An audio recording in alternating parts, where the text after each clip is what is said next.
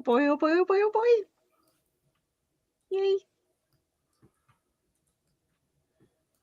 Hi, this is Michael Walsh. I'm the artist and writer of Silver Coin, Universal Monsters Frankenstein, and the upcoming book with James Tynion, Exquisite Corpses. And you are listening to the Splash Pages Comic Book Club.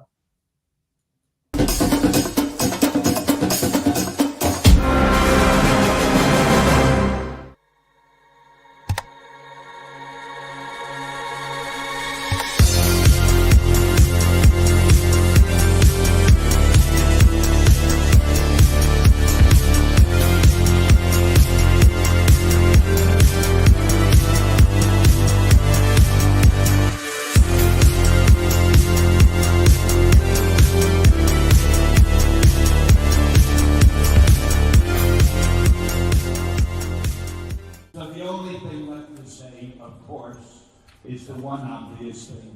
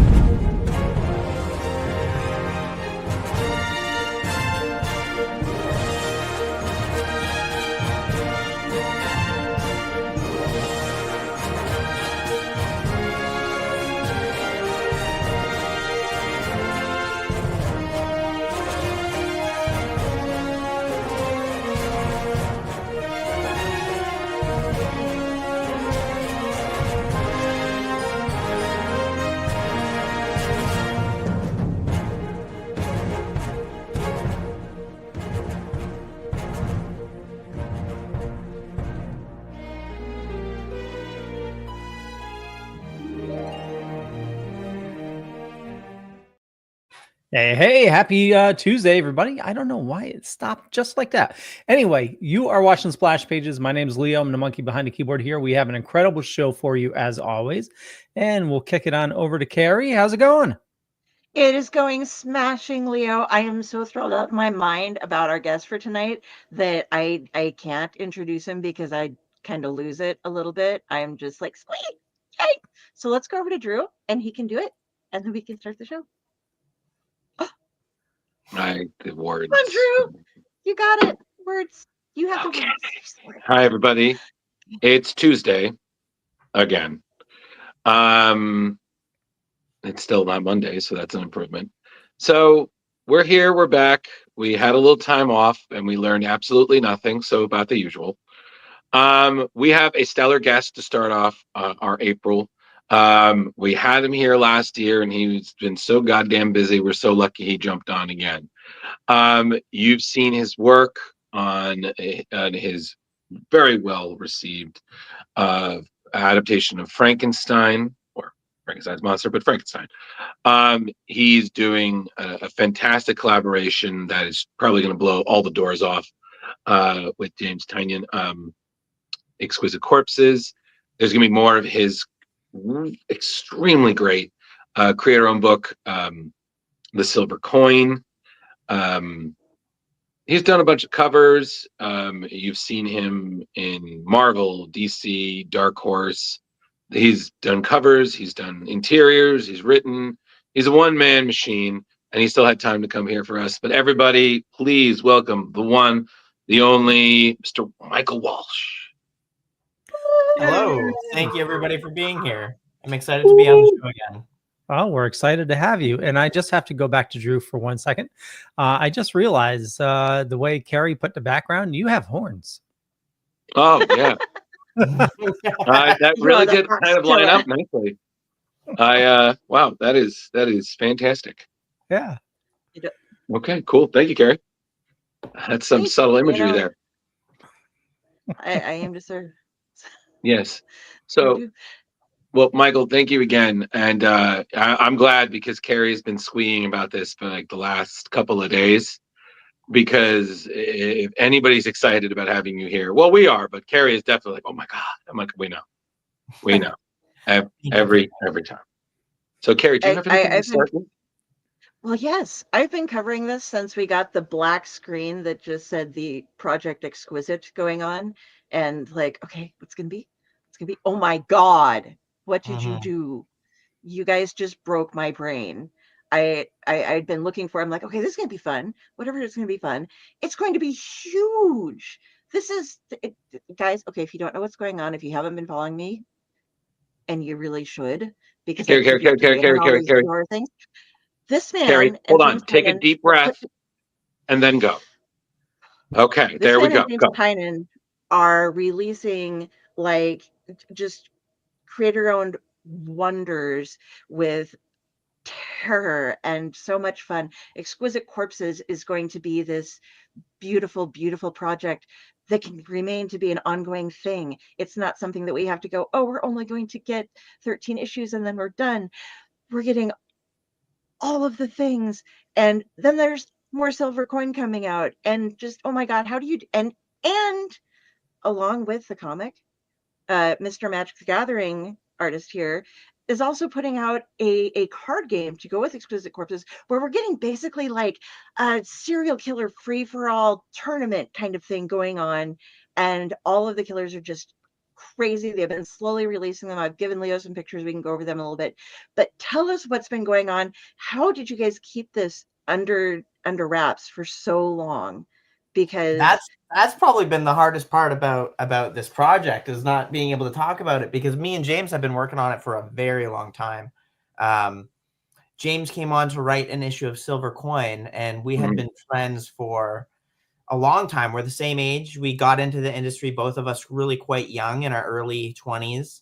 And we kind of came up together, but hadn't worked together until the Silver Coin, until we did that issue. And that was one of my favorite issues of the Silver Coin. Working with James is so easy and natural. We have the same tastes and the same, storytelling preferences. So once we finished Silver Coin, I think instantly we were both like, hey, we need to do something bigger together. We got to pick a huge project. If not an ongoing, at least we got to do a mini together. And, I took a bit of time off work when I had my child. And then when I was getting back into the swing of things again, James had reached out and said, look, I've got this idea, and it's just the kernel of an idea right now, but I think it's something that is so up your alley. I think we should work on it together. Can I give you a call? So me and James jumped on the phone, and at the beginning, the kernel of the idea was very small, and it wasn't small. It was a big kernel, but it was just a kernel. And it was just, we've got 12 serial killers, and we drop them in a small town, and they have a battle royale free for all. What do you think?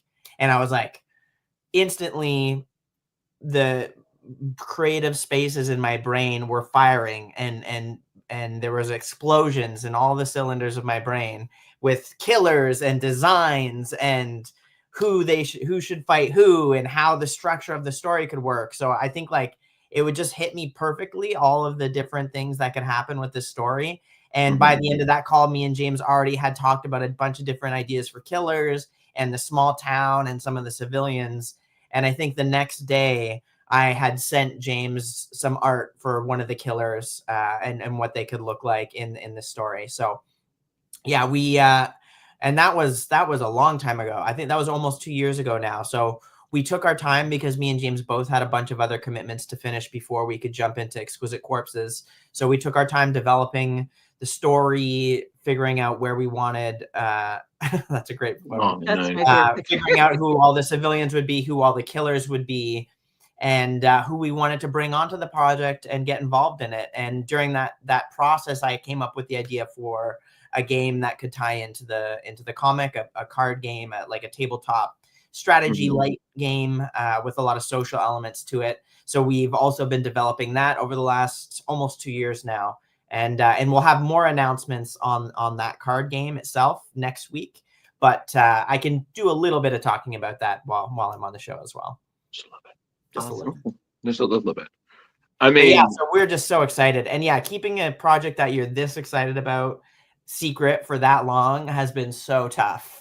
It's been so hard, because I'm somebody who really likes to talk about the things that I'm working on, because I'm very lucky in that the projects that I choose and that I'm offered are, always projects that are things that I would read as a fan of the medium. right.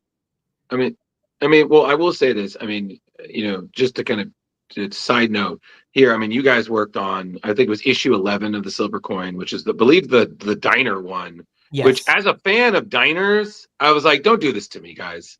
Like, come on, like, don't do this. Like, don't take away my joy and fill it with horror. I'm like, no, I'm not gonna do that. This is the same thing with Evil Dead and camping. Like after that, I was like, nope, not doing this. But that was just, I mean, again, the whole thing. And I just need to say again, it's with corpses a bit. The second I saw that there's more Silver Coin coming, and not only that, but you have been planning so hard. You're actually ahead of getting it ready. Just, I was like, what? Fantastic. And even I think like one of the press releases, like, this is some of my most favorite. Like, you've got some new collaborators, just some great stories. And I have so many friends who are horror fans, and I'm like, guys, please read this book. Let it fuck you up like it did me. And one or two people are like, oh, okay. And I sent it there and like, dude, I'm like, I know. Like, why should Two-Face be the only one who has a good time with a coin? Yeah. But yeah. no, I'm so pumped. Like, me and Carrie collectively, she's the one who turned me on to it. We're both like, yes. Yeah. Silver Coin up to this point in my career is definitely one of the things I'm most proud of. I've put so much work and time into that series that I couldn't ever really give it up. Like, I don't think Silver Coin will ever end. It will have hiatuses throughout my career, I'm sure, but at the end of the day, I think I'll always come back and have more stories to tell with that devious little coin. Yeah, it's kind of like, it's like how Mike Mignola there's always a Hellboy story to tell. So kind of like there's always a Silver Coin. Yeah. Yeah, I have a layout, and when we did this last year, I tried sending Drew my notes of like how things go and like the timeline and where the Silver Coin has been and like the gaps, so that it's like, okay, so anytime in here it gets from this person to this person, that can all be filled in. And here's, places there's lost. Oh, and look, this person has somebody in a casino happens to have a lot of coins and, and different things. And I sent him my notes and he was just like, what language do you speak? Because no. It wasn't that. It was pretty bad. It was like, like kids camp, teases hair, runs out woods, pulling skin overhead. Why did I do this? Coin scooped up by this. Well, no. And what I said is, this is what you spend your time on. Right. That's what I said.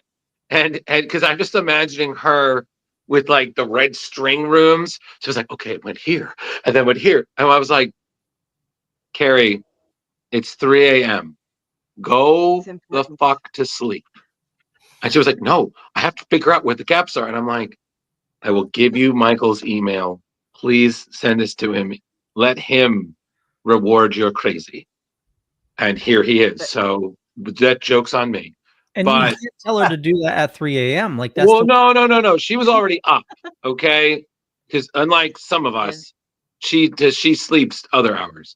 But we see Duncan the crow right there with the kids standing over Louis, and I know this because I'm obsessed.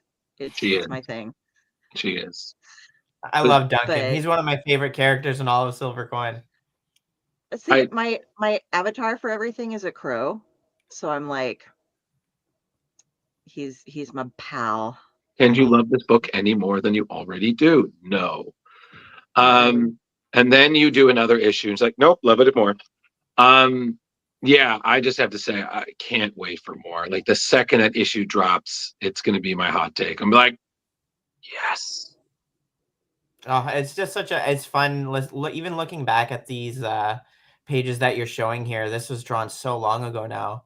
At least it feels like it, but I'm still so happy with these. A lot of times I look at my old work and I have trouble appreciating it, but with the Silver Coin stuff, just even the older stuff, these first few issues, there's just so much love put into these pages. Have you seen, let me ask this because again, with your own work, we've seen, creators being surprised by people cosplay. Has anyone dressed up like any characters from Silver Coin? Like, have you seen anybody, or has anybody given you like a prop Silver Coin? People have had prop silver coins, and I've seen some silver coin tattoos, but I haven't really seen any cosplay of it, actually. I'm expecting though that there will be some serious cosplay for Exquisite Corpses, which I'm pretty excited about. Oh, that's yeah. Oh yeah. For those of you not in the know, you need to sign up for the Tiny Onion Substack, and their release and the Empire of the Tiny Onion. They're releasing a serial killer each time you go through each week, the exquisite killer of the week. And Leo's grabbed some of those. The one that it hasn't shown yet is the first one that you designed, the gamer kid, who is described as, quote, a sociopathic, terrifying little kid who is equating people he killed in the real world with kills in a video game. And so he's a Cub Scout wielding a machine gun named Calvin. Yes. Who sounds So awesome. Wow. And then these are some of the ones that were released that I don't have artwork for Calvin. I couldn't find any, but yeah, I'm trying to figure out what I'm allowed to say about the killers that haven't had full reveals by Tiny Onion yet. But there's 12 killers, and they're all very different. There's like a lot of contrast in whether they're big and larger than life, and they're like this, like assassins, like the Fox Mask Killer. And then there's some that are just like they look like everyday people, and those are kind of the scariest ones, right? The ones who are the unexpected serial killers. So you'll see a few in the coming weeks that might not be necessarily the look of the other characters in terms of like the dynamism and how bombastic the designs are. But I think that's what is part of the fun of the book too, is like, you can't rule out the person that's just wearing a nurse's smock, you know. Those are sometimes the more devious of the killers. Absolutely. And it's so funny because, like, as you're thinking this, I'm just thinking of like that there's been such a rise, I would say, over the last maybe 5 years of what I like to call like the horror writer genre. Because like I think we had Kyle Starks on, and his book Where Monsters Lie. You know, Scott Snyder has certainly done a lot of horror. James is I mean, he just wrapped up his story The Deviant, which was fantastic. Yeah. Cullen. Cullen Bunn. I mean, say no more there. Tim Seeley, there's just been this rise of like horror literature, and you know, you're contributing to it. I mean, you're doing the Silver Coin, you're doing this. You know, do you guys is there like a horror summit? Do you guys just like chill, drink red wine, swap ideas, just like try to out horror each other? Like, is there like a Blood Brothers group chat? Are you asking if there's a super secret horror comic book writers tiki club? Are you Okay, are you no. No. I did not say no. I didn't say the TC word. Never gonna let that go. Ever. All right. Never. No, Carrie, go tell the thing. No, I've noticed that a lot of horror writers are also tiki fans, and that they tend to post drinks with it. And so I started with Colin, but I've been asking all sorts of different people. And so basically everybody who's a horror comic book writer, I ask if you are in fact a part of the super secret horror comic book writers tiki club, because even though most people deny it exists, which is fair because you don't want to let people in on the secret, I'm always waiting for somebody to just give me a little hint here and there, you know, like, I can't break the rules of the Tiki Club. That's the first rule, is there is no Tiki Club. Oh no. Yeah. You confirmed there are rules. Michael, you confirmed there's rules. I've had people slip, so you're good, sir. Yeah. Oh, dear God. Well, speaking of things that but yeah, as Drew was asking. Yeah. I'm just moving on.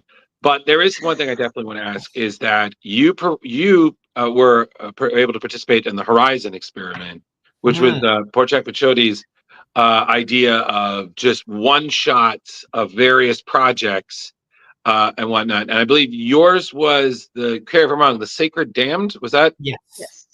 Yeah. Sticker downs with Saber Pizzata. Yeah, which, my God, man, I mean, I really hope that gets picked up. That was fantastic. It was so fun. Yeah. When Pornsack approached me, you know, he's a pretty tough guy to say no to. He's a legend in the comic book scene. He's edited some of the best books in the world, and he's an incredible writer in his own right. He did one of my favorite issues of Silver Coin, and he's a good friend of mine, and I really just respect him. So when he approached me about it was almost an instantaneous yes. But then when I read the pitch for what Saber wanted to do with Sacred Damned, I was really excited about it. It feels a lot to me like something like Thinner from Stephen King. Like it has these kind of supernatural thriller vibes. Yeah, totally. The way that he's infused a bunch of the you know, different historical fiction from and creatures and pieces of the religion from the Muslim faith and parts of their mythology as well. It was a fun way to, you know, take the typical, you know, folklore thriller horror story and put a new spin on it for, you know, a bunch of mythology that probably us in the Western world haven't heard of before. So it was a really fun, exciting challenge to do that. Oh, absolutely. I mean, the ending. I mean, yeah, it's brutal. When I first read that script, I was like, oh, this is like the kind of cruel horror that I really love because it's also super insightful. Yeah, I mean, it kind of reminded me of like those old, like Hellblazer, you know, like the really like the Alan Moore, Garth Ennis stuff, where, you know, despite John winning, he really still loses regardless. Totally. But it was just fucking brutal, and I was just like, please pick this up. This needs to be like, we need more. And it was just that the whole thing, all those one shots were fantastic. But I mean, this one particularly, just to my horror heart, like I just feel like so much of your work, I'm just like, please, Tavy, for the love of God, mini series this stuff. Yeah. Please. Yeah, this was a fun We one. don't want to give him any more. I loved all these they gotta buy demons too. themselves. Right? But yep. Oh, I love Jen. They're so much fun. Yeah. And it's considered complete, like Jen are completely accepted. Like, not in American culture, we're just like, oh, anything that is possibly supernatural is completely made up. And no, you can be like, you can legally go through and say like, oh, I was possessed by a djinn or influenced by a djinn, and it's like, yeah, we take that seriously. They absolutely believe that djinn are part of like existence. So I love how that was brought in too. It's like, no, this isn't a fairy tale that we're telling. This is something that's like real, and people, you know, need to learn more about that. I love that you guys brought that forward that way. Yeah, it's fun because they've been part of like Muslim folklore for literally thousands of years. So there's some really early depictions of them in some of their literature and in some paintings. So I actually tried to base my design of the djinn on some of the very earliest depictions of them, where they have features of all different kinds of animals, and they're a lot of times they're cast in complete shadow, and they have these kind of outward hooked fangs. So I tried to integrate a bunch of those features from the earliest depictions of the djinn in my designs for them. But because they're kind of a community of djinn, I wanted them to still have different distinct features to each of them, so they all have different kind of shapes and sizes. You can even see children, like djinn children, in the backgrounds in some scenes too, because we're trying to build up this society of them living in these woods. So it was fun. We were creating this whole world of characters and creatures. Yeah, and you did so much with just one issue. Like, what world building! It was crazy. So again, I know that the purpose of the project was that, you know, you kind of set it up that if it gets picked up, or, you know, there's enough of an intention. I really hope a lot of those, if not all of them, you guys get to do more, because this one especially, man, Yeah, it was an incredible group of really smart and bright creative people with really distinct voices, and I'm happy, like, either way, whether it does or doesn't, it actually brought some attention to, like, some of this really incredible folklore from all over the world that is underseen in Western media. Totally. So then, and there's another thing, is there ever things that you do that don't end up like for instance, when you're working on your own project, are there ever scenes that I guess like do you have like a scrapbook collection of like things that you couldn't use, be like, this is a good idea but it's not for this project, but I'm going to save it for maybe later, like Yeah. maybe like a box of nightmares that you just like, it was like, oh, let me find, oh, here it is, here you go, you can play now. Yeah, a lot of times it comes from pitches for ideas that I had that I never either never fully fleshed out, I never pitched, or never got picked up. And sometimes I'll disassemble those pitches and use parts of them in other places. Okay. Even my original pitch for the Universal Monsters Frankenstein book, I changed that a lot, but I still deconstructed it and used pieces from that original pitch in what Universal Monsters Frankenstein became. So it's definitely something to do. If you have a good idea, you don't throw it in the trash, you hold on to it, because it will eventually get used somewhere, especially when you're someone like me that's, been working in comics a long time, and I will be working in comics a long time. I'm planning to just keep doing this. I'm not here for one story. I'm not a one and done comics creator. This is my career. This is my life. So you gotta really save those things, because you never know when you're going to need one. Right. I love that you mentioned pieces with Frankenstein.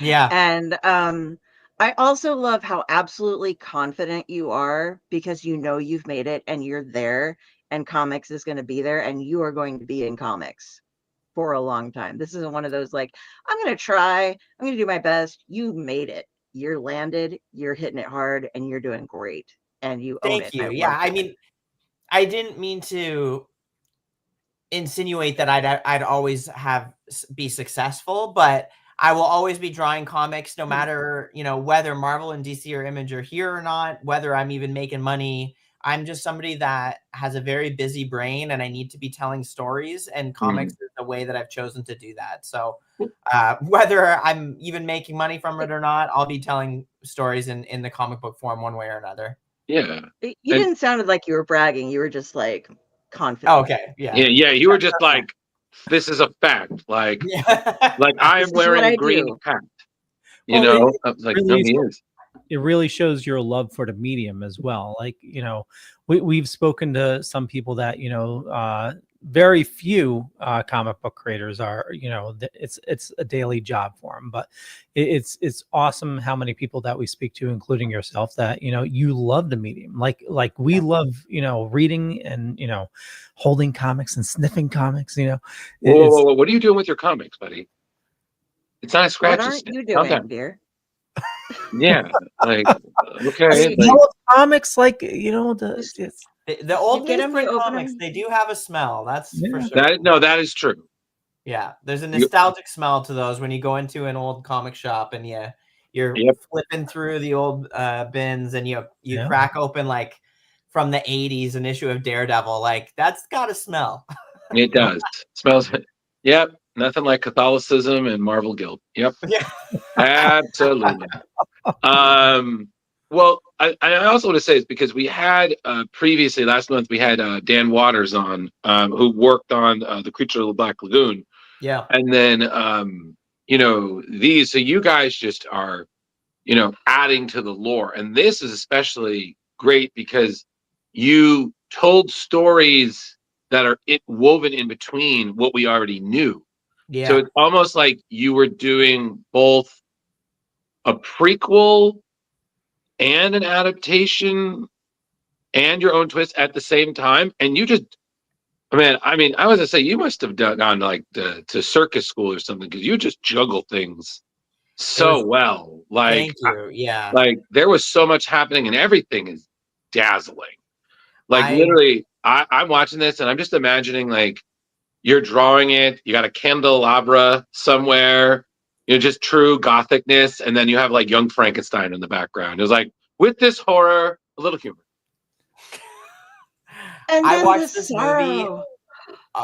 literally hundreds of times when I was writing it and when I was drawing it, because I wanted to make sure that it really actually fit within the canon of the film. And you know, whenever you saw Paul in a scene, he was in somewhere physically that could exist within the setting that they actually built within each setting of the movie. You know, the nice thing is that like that movie is mostly shot on sound stages, so there's Right. always a third of the room that you can't see. So I just took that third of the room and designed it myself, and always had Paul in that third of the room, right? Oh. And I had, you know, all the lines that I used from the movie, I wanted to make sure that they wove into the new lines that I wrote for these characters as well. So I was just studying and analyzing this movie more than I've watched anything since The Last Jedi, which I did an adaptation of for Marvel. So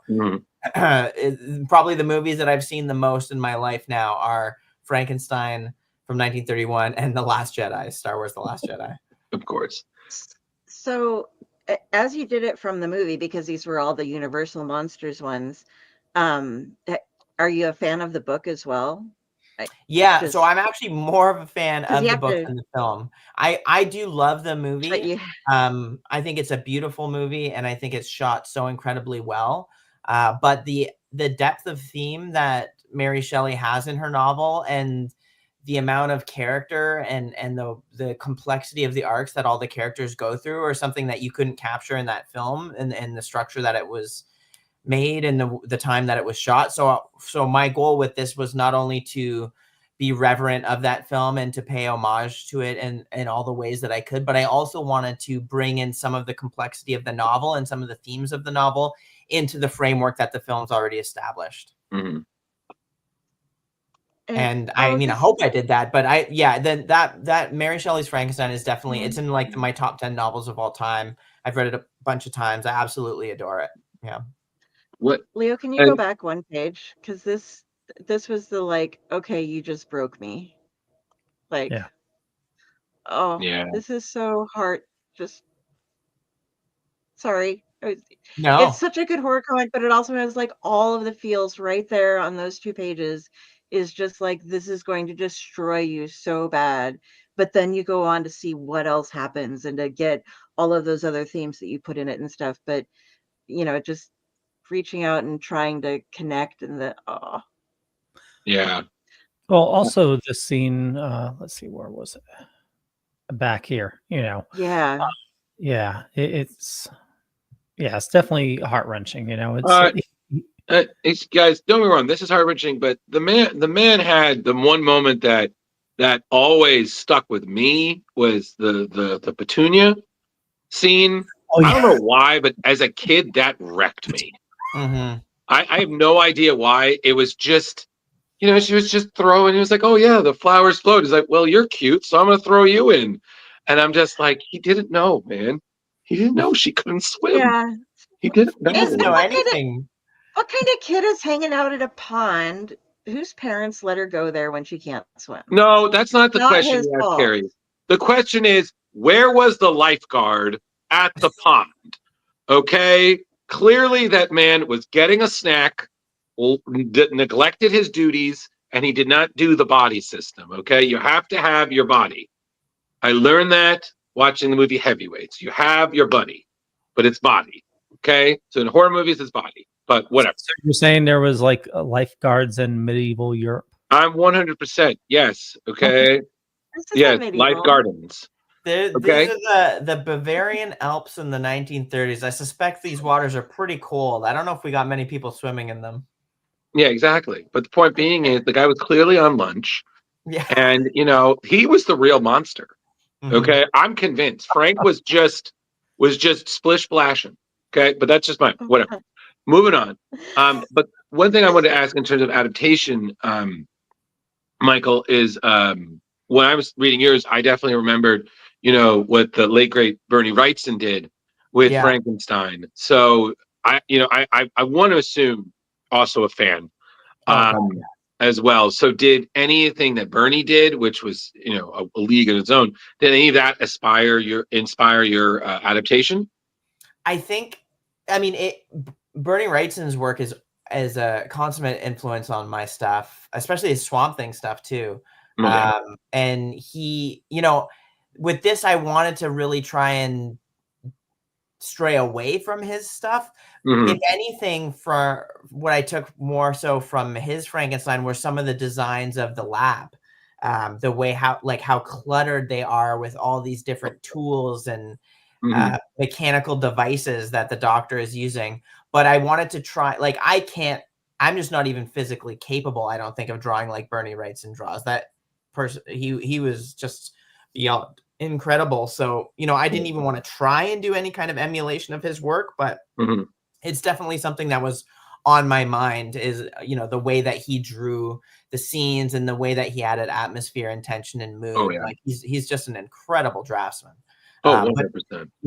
it would take me way too long to draw a page with the kind of detail and complexity that he would draw with. I don't think I would be able to do a monthly comic with that kind of artistic styling. So, for me, I stripped down a little bit more. I'm doing a little bit of bigger, blockier shapes and and blocking out more shadow in my work where he's rendering all that out. So it's just like, I can appreciate and be inspired by his work, but it wasn't really a direct influence on my version of Frankenstein. No problem.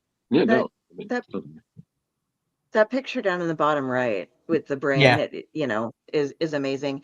And there is so much storytelling done in this through just your art, Yeah. through the panels with no dialogue, nothing going on, just you showing the whole flow of the story. It's awesome. There are a lot of people who, if telling something like this, would feel like, okay, we need to have a lot of information dump going on right now. It's Right. like, people don't understand. This is what's going on. People know Frankenstein. If you don't, go read it, go watch it, whatever. But you should have, everybody has the slight basic stuff so you can see how your characters are doing it, or how, well, so how these characters are doing it. It's beautiful. It's one of the benefits of being someone who draws and writes. When I'm writing for myself, as I'm drawing it, I can strip down, and if I think that the drawing is accomplishing everything that the writing was trying to do, then I can just take the writing out completely. So part of the process for me as a writer is that I get to do another pass on the writing while I'm drawing it, because I'm looking at the script and I'm taking things out and adding things in. So it affords me the luxury of really scaling back and trying to do as little as possible with the words and as much as possible with the art. Even my dialogue, I'm not someone who's super verbose in the way that I have my characters communicate. I try and, like, can I cut this word out? Can I cut this word out? Can I cut this word out? Can I strip this sentence down to the absolute essential so that there's not too many words on the page? I really like the art to tell the story as much as possible in comics. You'll see, like, I'm not someone that writes in third person captions. I don't really do that very often. And if I have captions, it's usually coming from someone that's talking off panel, or it's leading into a scene or leading out of a scene. Right. Yeah, I'm just very conscious of how much writing that I'm doing. And for me, like, when I'm reading comics, I think of it as a visual medium. And I don't want to read comics that are just completely dense with words where I'm not able to enjoy the pictures even anymore. If I want to be reading a novel, I will go read a novel. That's a completely different medium to me. So that's just my preference as a reader. So that's why, I guess, when I'm making comics, that's the kind of comics that I like to make. So as an artist and writer, when you're doing that, like the panel that showed you're able to do, like, okay, we're going to do these panels. I want you to do this, this, and this. I want these set up this way, and just telling the story. I mean, did you feed basically some of those things? Like, I want this image to look like that. Yeah. And yeah, I think in the script, I'm curious now to even pull it up, what I had in the script for these pages. I can pull it up now and read it out to you if you have 1 second for me to do so. Oh yeah, no, take Yes. 2, take 5. All the we love scripts. Frank, We'll be like, yes, please. Yes, please. No, let's get those insider deets. Let's get that director commentary right now. Let's I, go. I'm working on trying to figure out how to write some comics. So I've been studying as many different scripts and script writers as I can. So yeah. And yeah, my scripts are generally quite sparse because I know I'm writing for myself. I don't really need to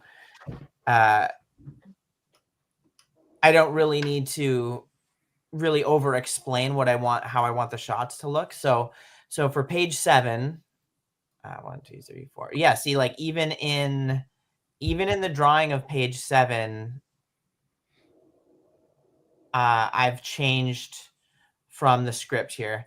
So in this script that I have, it says exterior shot, the windmill lab, thunder booms in the distance. Caption: this is the wrong brain, you imbecile. Interior Frankenstein's study. The brain sits on a table in its jar labeled abnormal brain. Frankenstein is hunched over it, looking very determined and frustrated with Fritz. Fritz says, "I'm sorry, doctor, the other brain was." It was. On Fritz, he looks away from the doctor, trying to hide his lie. It was gone. And then Frankenstein brushes his greasy hair back out of his eyes. No matter. And then I had another panel here that I cut out because I didn't need to add another panel, because I said in panel 5, which was cut from the page, it says Frankenstein straightens himself and says, "This will have to do. This will have to make do." And then for the description of panel 6, it says Frankenstein snaps up the brain off of the table. Do not be afraid, poor Fritz, after all. So I changed the line there. And then I didn't even have in the script that his brain would be held in front of his face.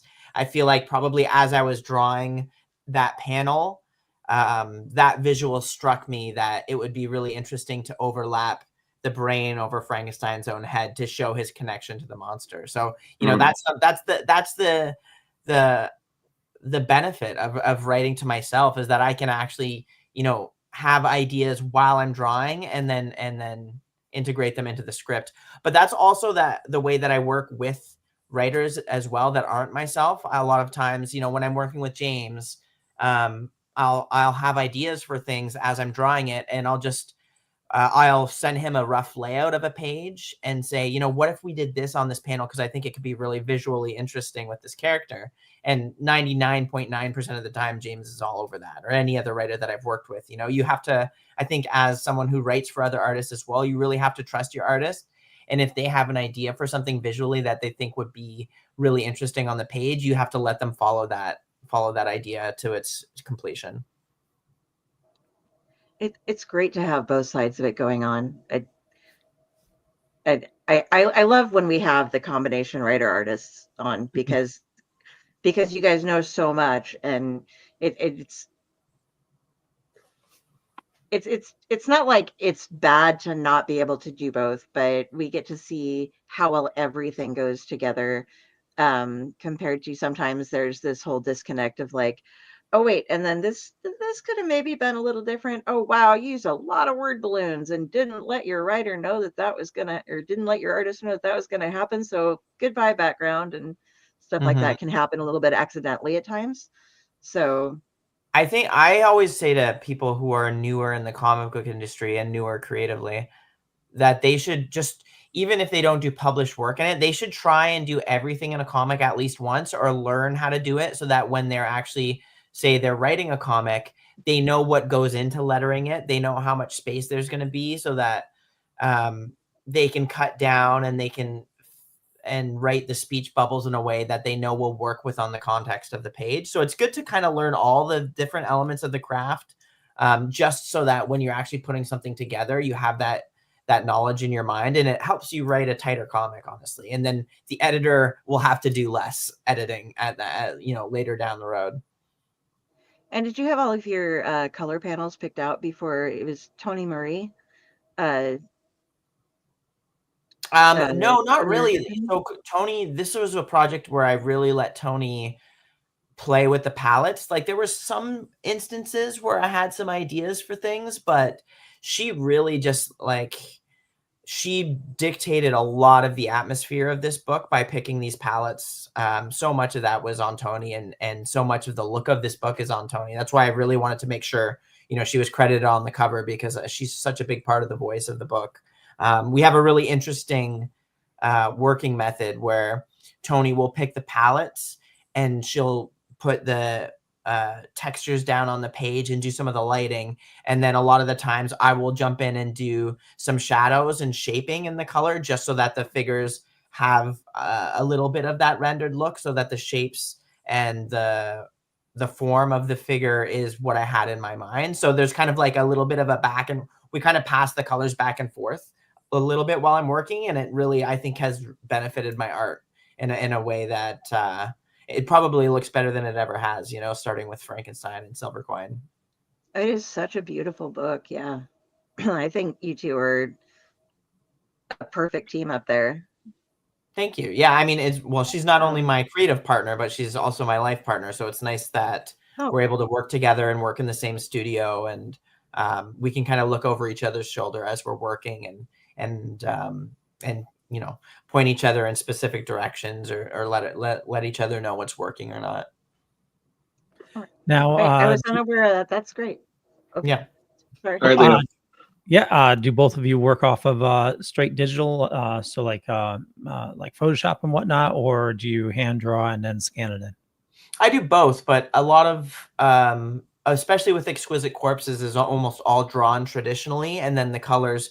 Well, Exquisite Corpses is actually colored by Jordi Belair, who's also someone that I've worked with for my entire career. She colored the first book I ever did, so she's been a long-time friend and collaborator. But yeah, most colorists, like 99% of colorists in comics, color digitally because it is just exponentially faster than coloring traditionally.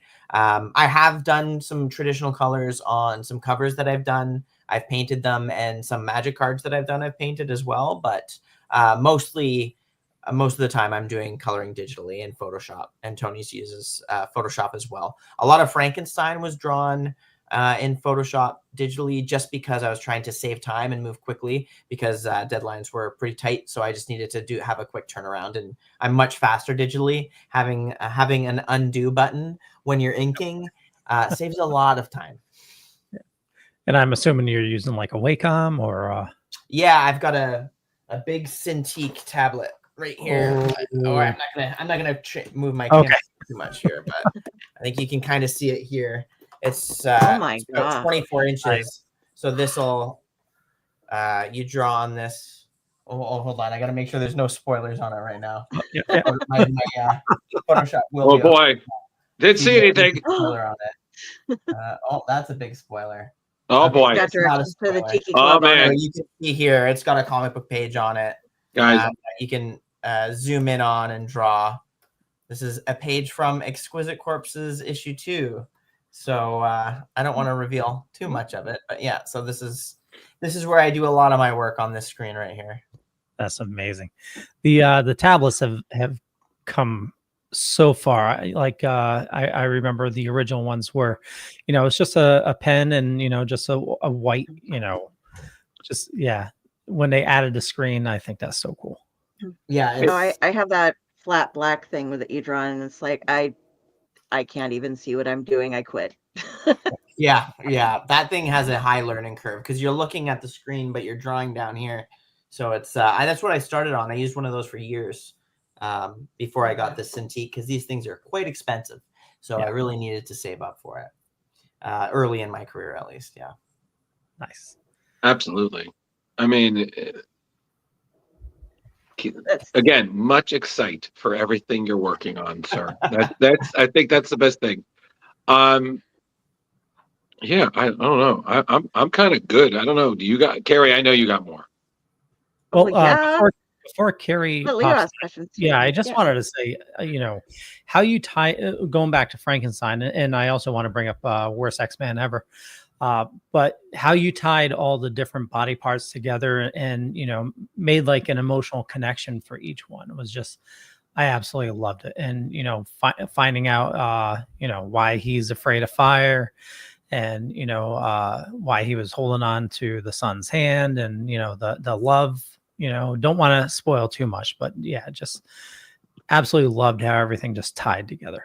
Yeah, I wanted to play with the idea of essentially muscle memory. Does the flesh remember the things that the brain does not? And it's not necessarily a question that's answered, but it was just a fun question to pose and play with in terms of imagery and theme. Each issue follows the arc of the path of one of the body parts of the monster, and you see where it came from, and you see how the future of that monster reflected things that happened with that body part. So I thought it was just fun thematically to do, and it gave me something to always go back to if I ever got stuck in the writing of the issue and I was writing the issue about the heart.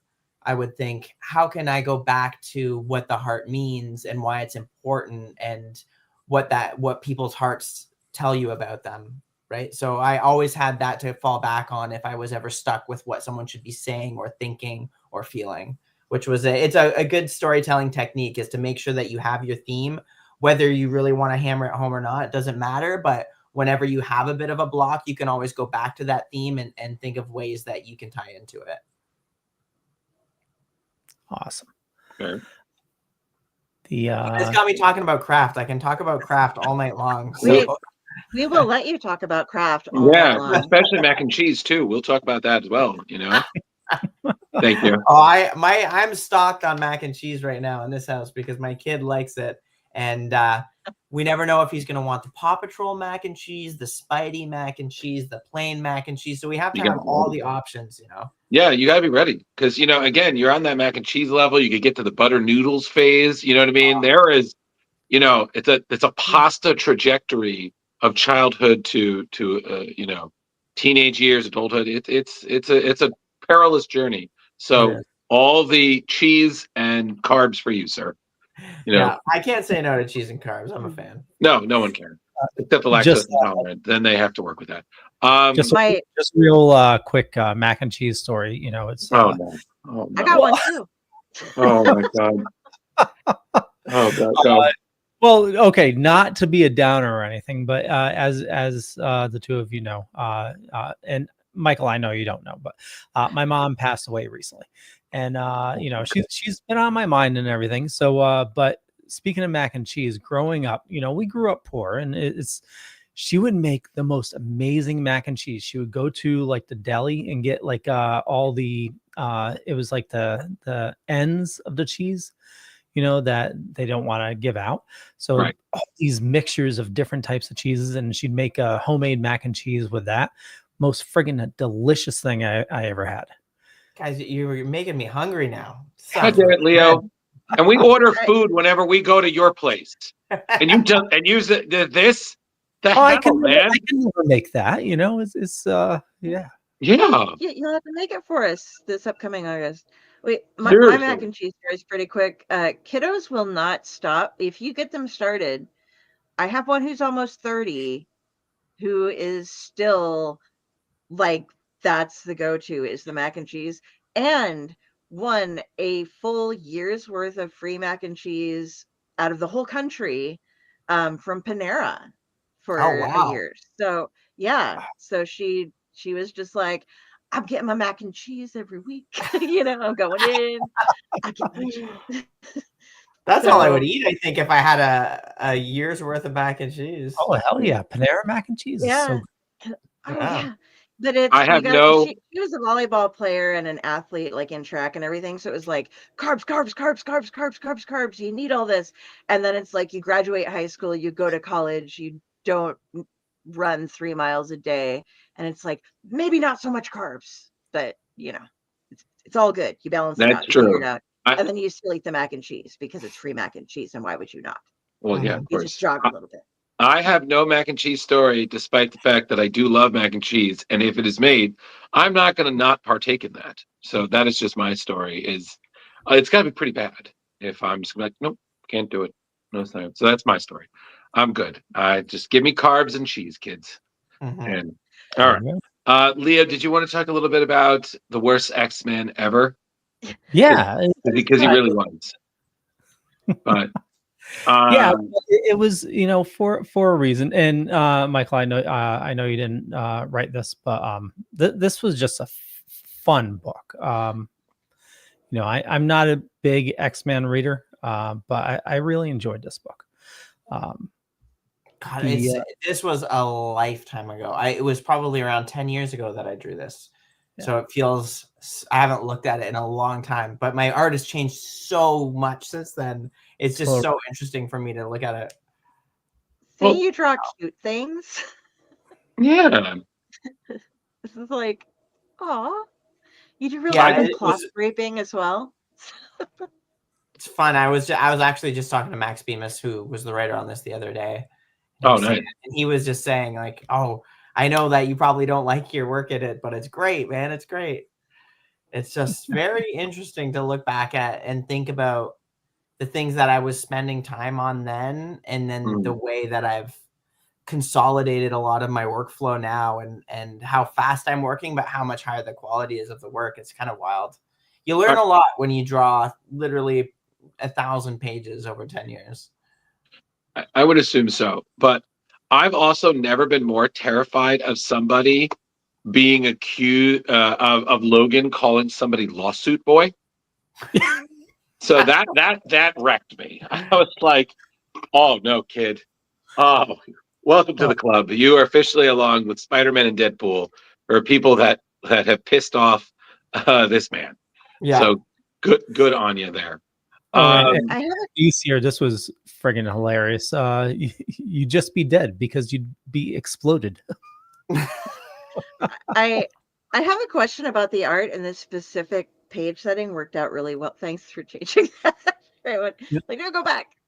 Oh, go back. Freeze Okay. trend. Yeah, the specific where it was right there. Yeah. Okay, like right where we're at. Zoom. Okay. But in this, you chose to let the hair not be outlined dark, like it's not the hair like kind of blends in because everything's kind of a red background, and he's kind of like an aspiring character that is just destined to be in the background. And Yeah. like it was that intentional, kind of that way that. Well, I know at the let him time, like blend a bit. I was using a lot of what's called color hold, is when you put a color over the ink line. But I think that was all Ruth who colored this, and she was doing these offset colors in the backgrounds and putting color holds in really interesting places. So I think that I'm trying to remember, because I had done some color roughs for some of the characters, and I think I did have his hair color holded like that. So I think it was an early decision to make him stand out and be distinct from the other people, but it's a good observation that it does make him blend into the back a little bit, make him feel like a background character, which is what he essentially is. And yeah, I will say know another. how much control who has or what, So. Yeah, totally. And well, sometimes it blends together for me too. A lot of books, people will ask who did this or who decided to do this, and sometimes I don't even remember because it's such a collaborative medium. And a lot of times everybody's throwing ideas at the board that are involved with a project. And by the end of the day, after 6 months of working on something every day, sometimes you don't even know where something came from because it all just blends together. Right. Well, I also need to say another one of the great moments here. I think it was it Bailey that's the character, right? Bailey, he's facing against the Juggernaut, and that friend of his who can just create shit just drops him down a well. Yeah. And you just see him yelling hatred as he's descending. I was like, I'm done. She dropped the Juggernaut down a well. Like, the kid figured out what all of X-Men have yet to do. Just yeah, I can't. I was just like, wow, like look at that. Yeah, those are, oh gosh, I haven't seen these pages in so long. Ruth's colors on this book were pretty excellent. She did a really good job.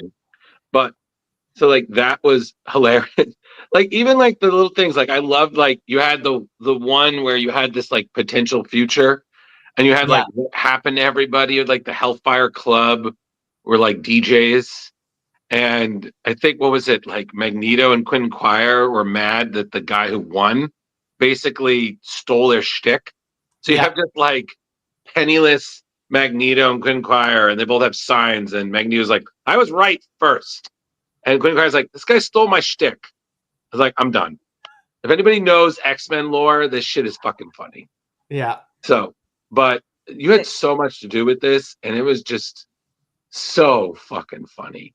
Yeah, But it was killed this me. book and Hank Johnson are kind of why Marvel just started giving me comedy books for a few years, because I don't know, I guess they just liked how I did the humor. They thought it was pretty good, or one of my prominent parts of my skill set. So that was I spent, I think, 3 or 4 years at Marvel mostly doing comedy books.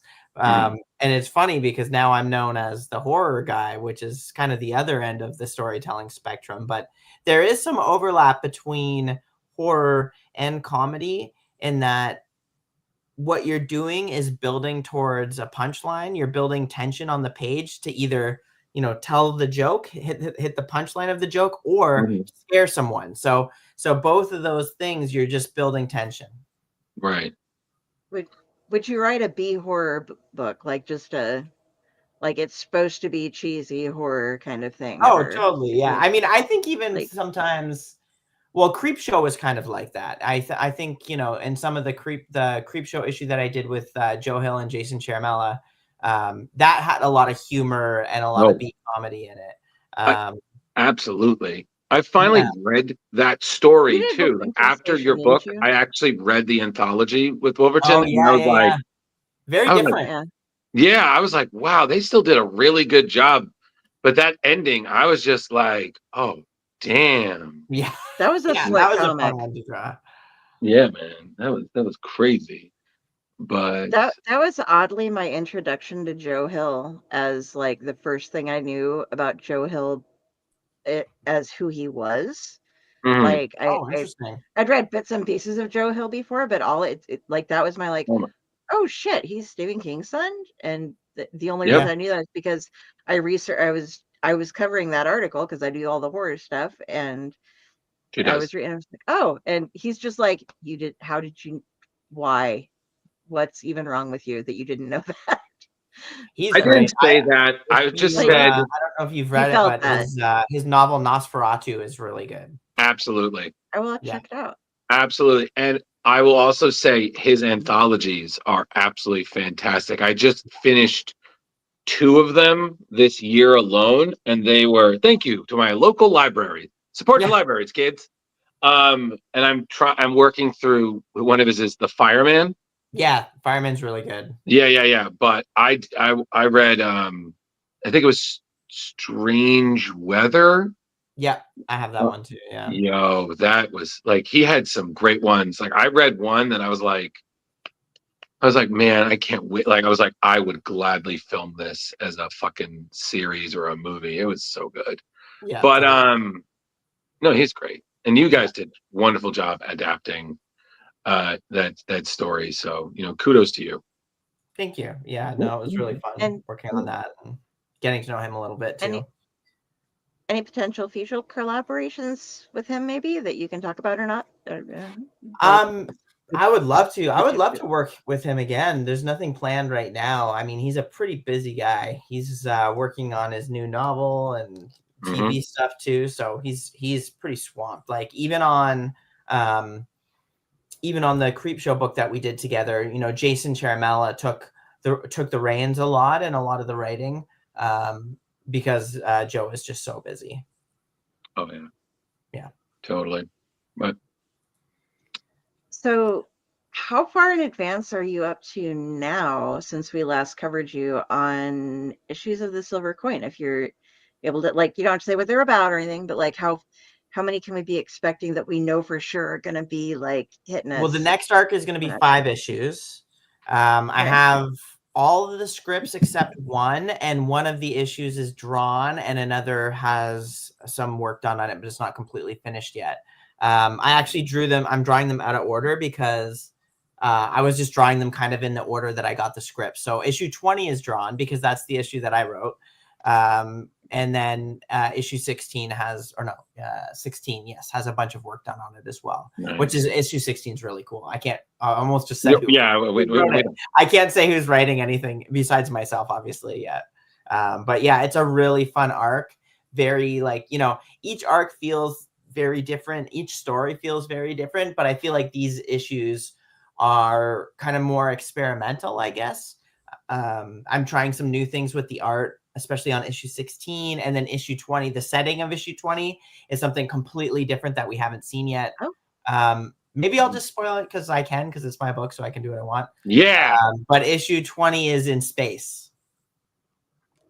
Wow. Rebecca Yes, and Duncan in space. Okay, I guess I can't yeah, that. But and very much I'm like- inspired by stuff like Alien and that kind of like haunted house spaceship horror. Yo, I was just thinking that. I was like, it's Alien in space, man. Yeah, No one can hear you scream. yeah. So So it's that's not what issue Leprechaun 20 in is going to be. space. No, it's not Leprechaun in space, Carrie. It's a better in space. Yes. It's not a silly in space. Because I was gonna say you can't suddenly just like be like, and now we take the silver coin and Amityville the fuck out of it. No, that would be bad. Carrie. That would be Carrie, terrible. Carrie. To do that. I'll say this in the best Amityville voice possible. Get out. Thank you. Wow, that's Yeah. a nice pillow. I don't want to talk about it. He doesn't going to show up all the time, so I have it on reserve for when he can't tell one of us to leave. True story.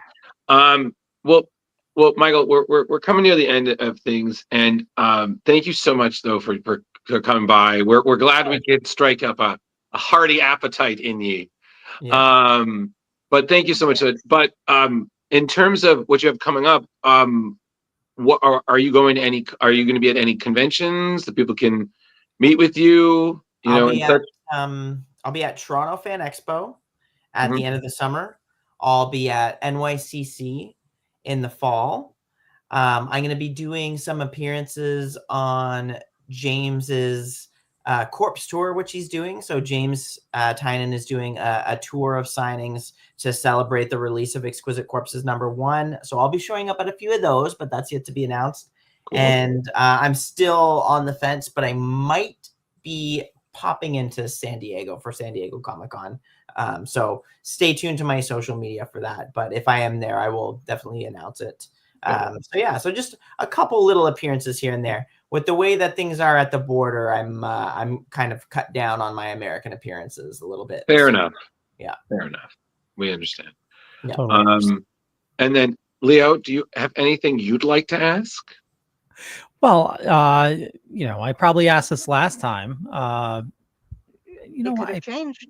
Yeah. It's true. One thing we ask everybody is, when you're not drawing comics or writing comics, what do you dork out about? It's, I dork out about video games, Magic the Gathering, movies and TV shows, and music. Probably are my 4 dorky things. Nice. Magic the Gathering is probably the dorkiest of those, but I also am a Magic the Gathering artist, so I have a special connection to the game as well. But yeah, video games, like I'm a big video game player. I just finished Metaphor, which is a Japanese RPG game by the people who made Persona. I've been playing Marvel Rivals a bit, which has been really fun.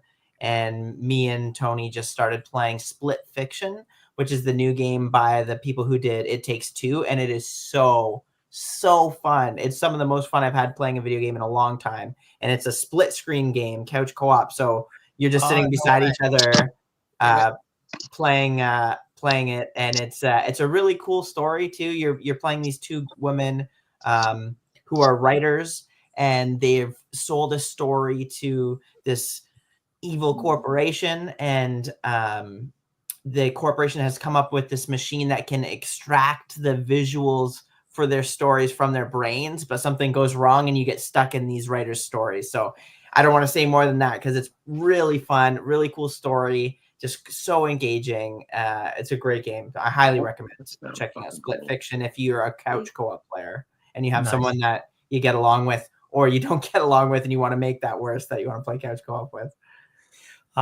So it sounds like you also like JRPGs. I do, yes. I yeah. grew up a 90s kid, and when Final Fantasy VII came out, and I was just getting into anime, that game absolutely blew my mind. And then I went back and played all the other classic JRPGs, and yeah, I'm a huge fan of that genre.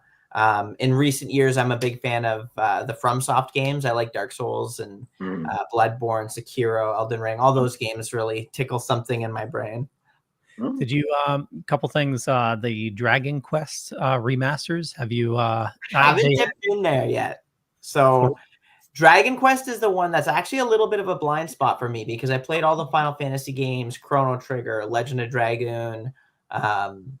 But like for whatever reason, like I just didn't have access to the Dragon Quest games growing up, and they're one that I never really went back to. But I have been interested. I just don't know which is the best one to start with. I don't know what Dragon Quest is the best to be your first Dragon Quest game. Well, they're about to remaster 1 and 2. So that would maybe be a good place to start. Yeah. It's kind of weird because they remastered 3 first, and it turns out like, well, I don't want to spoil anything, but they did that for a reason. But it's also, one of the more complex ones. So definitely start with 1. Okay. That's one of the games other than Legend of Zelda. That's what got me into RPGs. And they're also coming out with a remaster of Lunar 1 and 2. Oh yeah, I played one of those way back in the day. Yeah, I think I might have played 2 actually. So Lunar did 2. any of you build up your blitzball teams with Final Fantasy X? Like my blitzball team kicks ass, dude. I did Yeah. not stop playing that game. I kept going back, recruiting people, running around, practicing, doing the thing. I can do the jet shot with like no mistakes when you're getting it, Blitzball was so janky, but I was so determined to win that Blitzball game. Right? Because it was like it pissed you off how hard it was to get, and then it's finally like, well, I'm gonna do this, man. Yeah. I have something that you will be probably the only person who can sympathize with me entirely. I had Magic the Gathering cards all the way back from like Unlimited.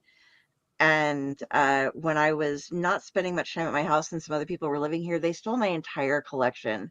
All of my belt decks, all of my signed cards, and like roughly 7,000 cards or so that just all disappeared. And I'm sorry to hear that. That's awful. Yeah, I thought they were like, I'd been assured by somebody that they were just back in this like way back thing in the closet, and I finally went and looked, and I was like, no, they're not. No, I'm sorry. you mentioned it, but you know what it's like. It's just like, yeah. I mean, so yeah, I had quite an extensive collection of those early cards, and then when I went to high school, I got out of it for a bit. So I just told my friend, like, I wasn't thinking that they'd be worth anything one day, So I just said, he was still playing. He was in tournaments. I said, take all my cards, use them in the tournaments, trade them, get what you need so you can win these tournaments. And then when I started getting back into cards again after high school, and I got them back from him, everything of value was gone, essentially. There were some cards that were good that were in there, but nothing of any value. So, but what can you do, right? I had someone almost break up with me that I was living with because we were all very competitive. We all did tournaments. And I got a card that I didn't even remember what the card was. It was that insignificant. But I got a card that he was looking for that was a rare. And like I traded it to somebody else. They were like, oh, I'll give you like everything that I'd wanted for a while for finishing one of my decks for this one card. And he halfway wanted it for his own, but he also halfway wanted it because he knew my significant other at the time wanted it. And I didn't realize that he wanted it. And so like, oh yeah, I traded, so-and-so this card. And he's just like, you what? I need that for this deck. It was like, whoa, our first like big fight was about Magic the Gathering. Magic the Gathering gets people heated. It gets people heated. Yeah, it's a thing. So I don't know if you can answer more about it or not, but is the game that you're working with, are we going to be seeing anything with Exquisite Corpses associated with MTG, or is that going to be entirely its own thing? I don't know how much you Yeah, can so talk about stuff or not, we but haven't talked too much about it publicly yet because there's going to be a formal announcement next week, but we have talked a bit about it. right. And there is an Exquisite Corpses game that's a standalone game, no association with Magic the Gathering. It's it's a card game that is like kind of has some light RPG elements and some social strategy elements, but it's a really easy to learn, pick up and play game that you can play without having read the comic, but obviously it'll be more fun when you know the characters, and each person playing the game will play as one of the killers from the comic. So it's going to be really fun. It's a good party game. You can play it with groups of anywhere from 4 to 12 people. We want it to be playable. If you had 12 friends, everyone could play one of the killers from the book, so it's really fun. We've been playing it a bunch as the people who were involved with the comic, but I've also been play testing it with a big group of people for the last year and a half to just really fine tune it and make sure all the killers were balanced and all were viable options to win the game. But it's so fun, and I love playing it, and I made it, which is a weird thing to say, but everybody that's played it has really had a blast. So we're really excited for fans of the comic to learn it, and it's a really good entry point just for card games in general, like that. Like there are some elements of this that would help with learning Magic the Gathering or Pokemon or any of those other Yu-Gi-Oh, any of the card games, so it's a really good entry point into that world as well. So I'm excited for people to play that, and then maybe they go and they learn Magic the Gathering or one of the other games as well. And are you releasing it digitally so that people are able to play, like if we all hopped on a Zoom call together or something like that, so that if people aren't all able to gather in the same room together, they can still play without? That I can't say just yet. Okay. But just yet. If not, I would suggest you'll have to wait and see. But there will be lots of ways to play the game. Let's put it that way. And there'll be lots of different ways to get the pieces for the game to play it. I think awesome. I say that. I look forward to seeing that because I need a new card game, a new CCG now. So this is going to be where I start. Okay, there you go. Yeah. Hey. All right. Well, I know we are well past time, so we're going to let you go, Michael. Where do you like people interacting with you on social media? Lately, I've been mostly on Instagram and Blue Sky. On Instagram, I'm Mr._Walsh, and on Blue Sky, I'm pretty sure I'm just Michael Walsh. I think I was able to get in on the ground level and actually get Michael Walsh, which I wasn't able to get on anything else because it's such a common name. Awesome. Yeah. Very cool. We have all that in our show notes up above or down below. So whoever, when you're watching or listening to us, just check the show notes. And we didn't cover this, Michael, but when you're ready to leave, there's a leave studio button on the bottom. Okay. When you do that, it'll prompt you to go to an uploads page. If you can just leave that going until it's complete, because we re-edit all the interviews afterwards. Okay, sounds good. Cool beans. All right, guys. Thank you so much for having me. Thank you. We'll talk again soon, hopefully. Absolutely. Good luck with everything you're working on, and enjoy the mac and cheese. Have a nice night. Thank you so much. You too. Leave and open up. Everyone thinks because you're a zombie, you don't know good coffee. Well, they're wrong. There's only one brew that gets my seal of approval. Deadly Grounds coffee is my guilty pleasure. The aroma is so intoxicating. It brings all of my neighbors out of the woodwork. Deadly Grounds coffee. Coffee to die for and zombie approved. It's good to get a little deadly. Use the front door! Oh, they're so disgusting. There we are. Wow. Okay. I Well, love him so much. we He's know. wonderful, and his partner is wonderful because they work so well together. And they made they made a little one, so they have like a future out there. Like he's going to be able, or well, I wasn't sure if it was a he or she.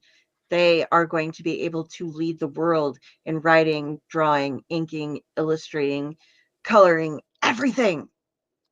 I'm sure they will be raised right on mac and cheese. Indeed.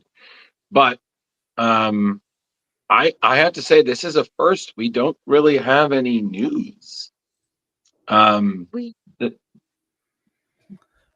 have some Kickstarter information. Well, I mean, there's Yeah, things, but I, you know what I mean. Like, you know, we don't I even have any variants. No, nothing. So, Carrie, do you want to? Is there anything you want to talk about before we get to your shut up and take the money Kickstarters? Yes, before we do that, there was one kind of news thing, but it wasn't really something where we're going to like, let's run the whole news thing because it would take longer than to just tell you. There is an organization out there called Comic Books for Kids, and they have announced that Art Baltazar is going to be the first member of their new advisory board. And so basically it's getting comic books out to kids and giving, like a positive feel to everything. And so we love Art, and I just wanted to give Art a shout out that like, hey, good job, way to be. It's going to be sending out some retailer kits at the February 2025 Comics Pro meeting, and it distributes comics to the children's in hospitals, cancer centers. It's a sister organization to the Comic Books for Troops, which sends stuff to the military. So go check that out, and congratulations, Art. You did a good job. We are proud of you. I think there's only one thing that we need to say about that. Oh yeah. Oh yeah. Oh yeah. Art. Okay, so we broke Carrie, Drew again. Carrie, please go. Please start the Oh, content. okay. So stop, Drew. Leo, no. No. I have openings first. Oh, Remember, okay. we open what I have. I, okay, because I get everything sent to my mother's house because people steal things in my neighborhood, and I have had they've accidentally given two people access to the same parcel locker, and I've had comics stolen there, and I stolen from outside. Everything gets sent there, and sometimes things get missorted. So I have two things to open from the same person to begin with this week, and that would be from Miss Carissa Grant over at Worthy Chaos.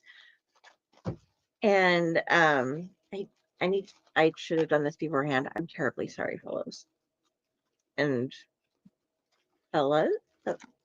Is there a feminine fellets? Nobody's helping me here. What? But what? What? Huh? Huh? Ladies, gents, and everyone else who all are Yes. joining in. I am getting this is from Worthy Chaos, and this one was dated from February.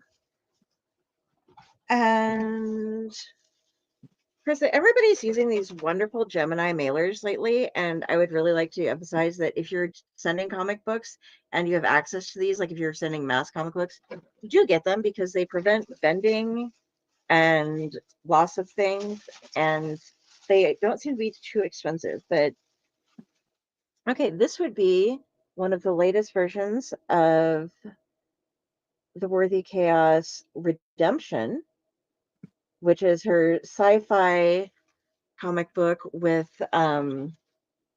set in the Wild West with a lot of cryptids involved. So that is the first thing I'm opening. I didn't get a lot of the add-ons. Carissa is the queen of add-ons, by the way, and she's already checked with me to see because there's a crow coming out. Plushie. I have the Anubis plushie. I have a Bastet plushie. I'm going to have them have a lightsaber war at some point in the future because they can both hold staffs and things. But I own coins, necklaces, prints, metal cards, metal covers, so many different things from Carissa that some stickers, magnets, all the things. I'm wearing a necklace of hers right now that I don't always order all of the extras on all these. So some of these you're just going to see the comic books from Carissa until it's a new plushie or something that I have to own it. And if you're a fan of she's got a new one coming out, but if you're a fan of cryptids, she's got a whole line of cryptid plushies that she's been doing with her latest releases, and you should really check them out if you're a cryptid fan because you're going to get a kick out of them. But this should be issue number 2. Yes. Okay. So this is the second issue. This is the next issue. We have the Hellhound and Anubis cover. for one of the Oh, that's Worthy Chaos comics. great. Yeah, a lot of these you can. The thing about these guys is like why I'm always pushing Kickstarters is there are some things that you can only get via the Kickstarter. And some of these you might be able to put up somewhere else, but you get a lot of little extras. And speaking of extras, I happened to get 2 Kickstarter extras for the price of one because, well, I'd already paid for them, and something didn't go through right. But we're gonna check out some stuff from Keith Champagne at New Pain Pro now. And the first is when I opened my punch that was supposed to be remarked last time, it didn't happen to get the remarking. So Keith sent that to me with this is my remark, which is a nice little That's awesome. Bigfoot hanging out. Yeah. Mhm. And that's on punch number 1, which is super thick. An awesome Right. book. We'd already looked at the book. But, and yes, this is something that you could only get on the Kickstarters for the Defense or the Daybreak Complete Edition. And this is there were 5 available at each Masters of the Universe Revolution Mhm. with a Skeletor uh, remark done by Keith himself. Oh, great. Look at that. That's beautiful. Yeah, and so this, like I said, there were 5 editions available on each of those. I bought one twice, so I get to own 2 of these lovelies, and that is one of the reasons why I'm saying, guys, go to Kickstarter. You get stuff that you can only get there, and a lot of people like some of the stuff that I didn't mention with Carissa is you're also going to be getting digital things that go along with stuff. So it isn't like, oh, I spent all this money and I got a comic with this specific cover. It's like I got this, and if you've seen other episodes with Carissa stuff, I've gotten a ton of extra things. And she always throws out some great digital content to people. A lot of people do. They'll give you digital copies of their stuff, or a group will get together and they'll give digital copies of all their things, like, Mhm. and do tiers of like the more people who subscribe, the more tiers are unlocked for what digital content you receive. So next, and now Leo, we can go to pull me back down and pop up what we have going on. Before we go into this, I'm going to tell you guys real quick again. Tomorrow ends the This Ink Runs Cold Kickstarter. That is the 96-page hardcover comic anthology of one-page space and crime stories. It's written by 89 separate writers and all drawn by Scott Morse. Go. This Ink Runs Cold on Kickstarter. Get it by tomorrow. It has been funded, but if it gets a little bit more funding, there's going to be some more stretch goals open. This, though, what we're covering right now, this is H.P. Lovecraft's The Temple. It's a comic adaptation of Lovecraft's classic psychedelic nautical thriller. This one is going to be going for another 6 days until Tuesday, April 15th at 7:30 a.m. Central. It is done by acclaimed horror artist Nick O'Gorman, and this is his 7th annual Lovecraft adaptation. It's 40 pages. It's an illustrated descent into the horror, the paranoia, the teeming of the unknown. It's based on Lovecraft's The Temple, which is oddly enough the first story when I wrote and submitted and got published. My story was Mhm. based upon what happened before this story happened in the Lovecraft universe. This is his best to do so far. He is working on a 13-year course of releasing comics, all of them done by H.P. Lovecraft, and choosing stories that have been written 100 years prior to that year. So for anybody who buys this is going to go ahead and get all of the digital versions of his comic books, or well, actually of the brand comic books. Um, Let me scroll here real quick. I put everything in and then I lost it.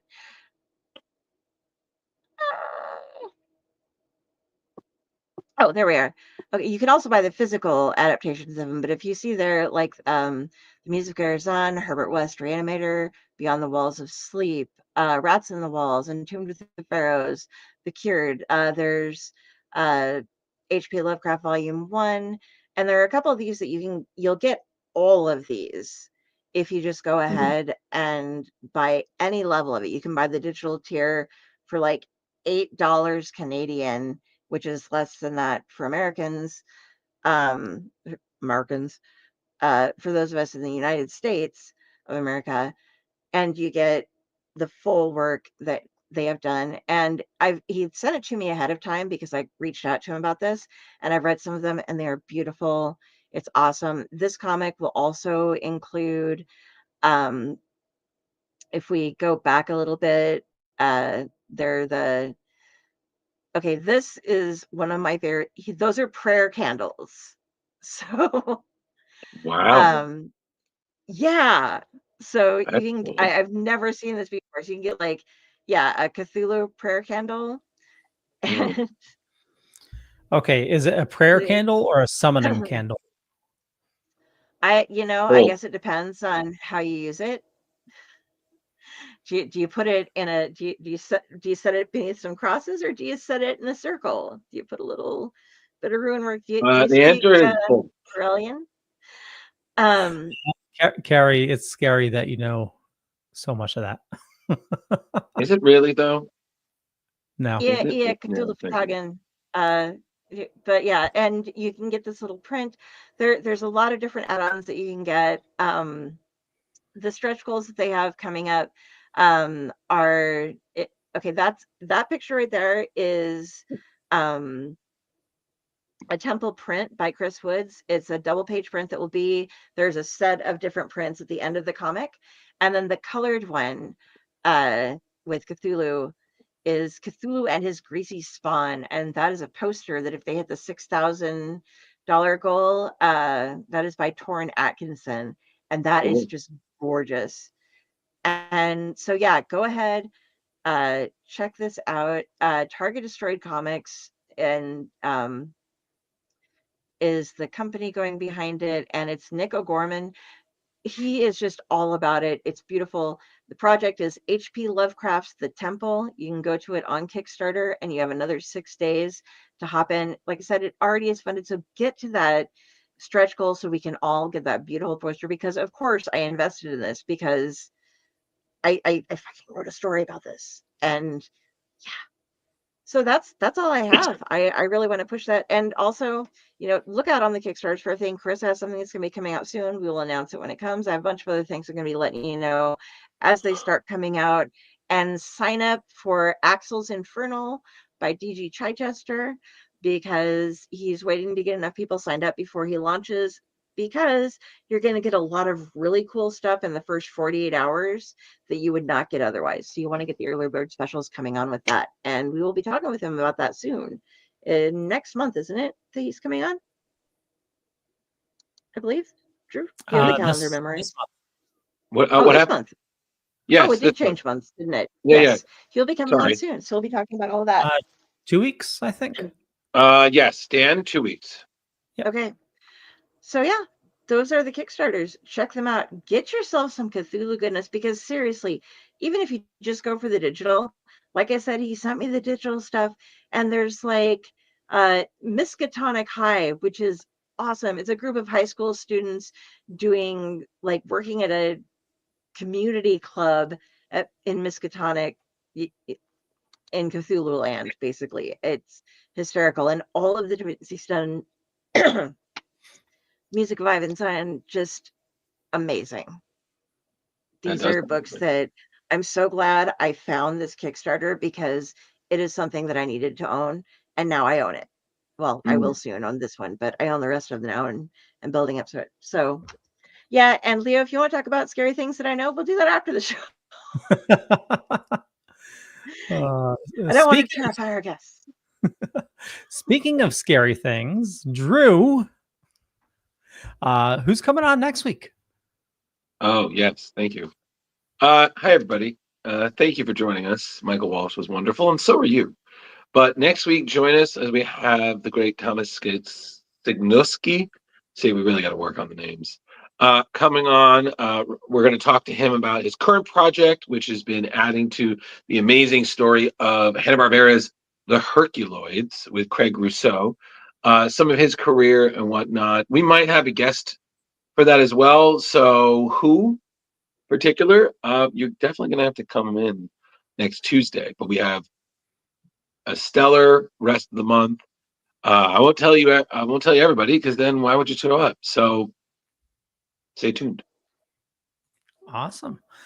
Well, on that note, we're going to wrap things up. I want to thank everybody for joining this afternoon. And, for me, just check the show notes up above or down below, depending on where you're watching or listening to us. But you know what? Forget about me. You don't want to know about me. You want to know about Carrie and Drew. Carrie. Carrie Sanders, Facebook, all my stuff is there. I write things, I read things, I edit things. I do a lot of different shows for different. I'm here on Tuesdays. I also do stuff over on the Owlite Network, which is also part of the Dorkening Network, on some Sundays and Mondays, and every now and then some other days. It just depends on who we grab. And I stalk people. I'm really good at that. I get a hold of people. I try to grab people for interviews.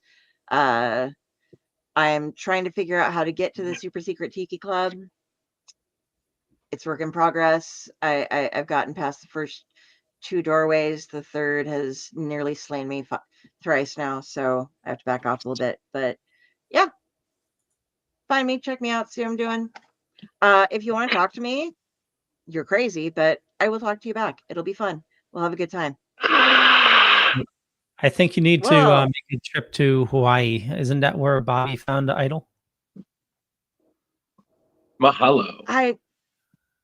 I don't want to go to Hawaii because I don't like tropical things. I'm scared of the ocean because Cthulhu lives there. And personally, the amoebas that I am descended from were the first to leave. And I think that they were wise, so I shall not take back their brave founding of land to actually get into the ocean and being surrounded by it outside. That's why I live in Nebraska. It's a weird, other than like Siberia, where the fuck could you be that gets you further away from the ocean than Nebraska? I'm right there with you. I can't. I'm afraid of the ocean, and I'm on the coast too. So it's like, but my fear is sharks. Mine is giant squids. But hi, everybody. Thank you for joining us. If I'm not here on Tuesdays with these people, you can find me on Facebook. I'm Ghostbuster Man 1984 on Instagram. Drew Malo on Blue Sky as well. There's a lot going on in this neck of the woods. So if I leave a message after the beep, and I'll get back to you within this timeline, possibly century, at least definitely within this millennium. So beep. Beep, beep. With that, we'll catch you later. Bye. Bye, everybody. Bye, everybody.